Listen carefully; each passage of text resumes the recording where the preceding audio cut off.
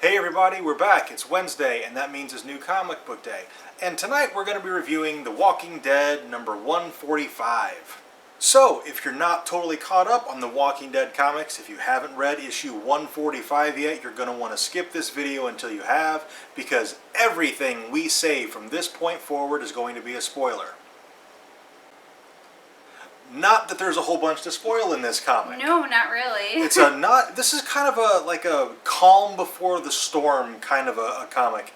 Everybody's just kind of processing what happened at the end of the last issue. And a lot happened at the end of the last issue. Well, with 12 members of the communities beheaded and their heads posted on pikes. The comic basically centers on Rick and Michonne, their two opposing reactions to this whole situation. Yeah, which kind of, with this cover here. This very foreboding cover. Yeah, we're was like oh something no. with Michonne, obviously. And I think it's kind of there to represent Michonne's grief. Because Michonne's not taking it very well at all. And also, I think Michonne feels isolated at this point because, well, she has this moment in the comic where she's, basically, she's totally breaking down.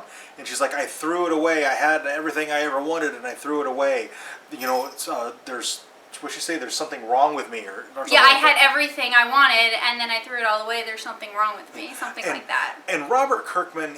The man is a genius because every once in a while, and it's the thing that he really excels at, every once in a while he'll throw this little gem of dialogue in there and it just works on so many levels. So Michonne is completely broken as a person because Ezekiel is dead and she says, there's something wrong with me, and Rick says, there's something wrong with all of us. And he's right because there is something wrong with all of them. And they're all basically broken people. Because Rick, at this point, he is terrified of Alpha. Yes. And what she could possibly do to the communities. And this is the first time we've seen Rick really scared in a very long time.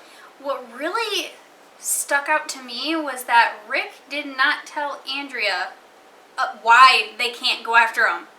Like, he says, no, we can't go after him. He didn't tell anybody. He hasn't told them about this super freaking massive herd that she has that she could unleash on their community. He hasn't said anything about that. Yeah. And he's going to have to. He needs to, whatever's holding him back, he's going to need to get over that. And he needs the community to be aware of what's really at stake. Yeah. Their community could totally take Alpha and her community. They have more people. Or at least it seems that way. It seems like Rick's group has way more people between the two communities than Alpha's group. But Unless Alpha has the super walkers, herd. But Alpha's got that super herd, and that's her trump card. Yeah. And, I don't know, Rick, he's afraid of multiple things. And like I said, this is a long time since we've seen Rick genuinely scared. He wasn't scared during the whole All-Out War arc. He wasn't scared. He was pissed. Yeah.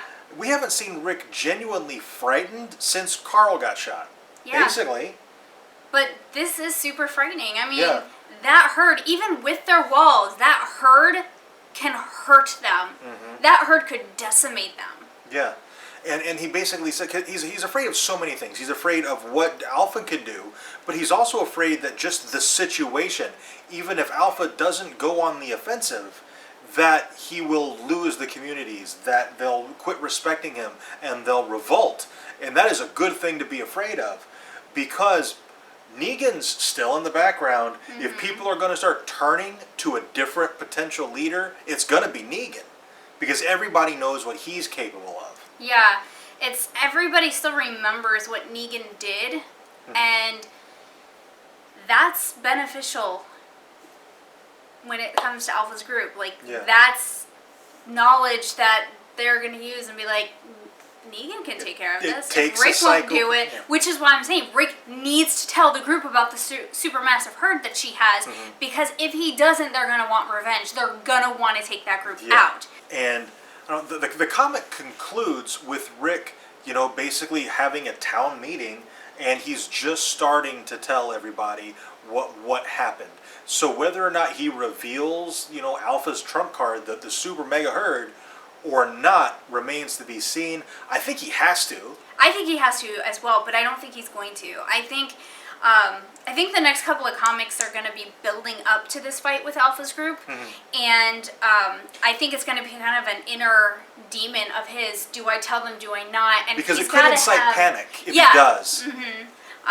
So I don't know, but I think that's kind of going to be the focus of the next couple of issues. Yeah, I think we're probably not going to get another major development until probably issue 150.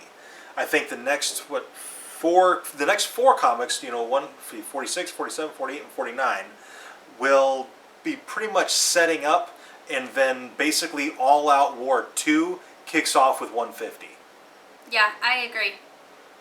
All right, and that's pretty much everything. Most of the other characters didn't get a whole lot of page time. Not Andrea. Maggie gets a very little bit. Eugene gets a very little bit, but it's basically centered on Rick and Michonne. Yeah. And wow, it's like I said, it's a catch your breath issue because Yeah, a bunch of shit just happened. Yeah. Let's let you catch your breath, but I don't think it's going to be for long. Yeah. 4 more issues, and then We're going to have another it's crazy going episode, down. Yeah. or Episode. issue. It's hard not to say episode. Yeah. All right, so if you guys have caught up on The Walking Dead and you've read issue 145, what did you think of it? Talk to us about it in the comments. And don't forget to like and subscribe. Thank you very much for watching. We'll see you next time.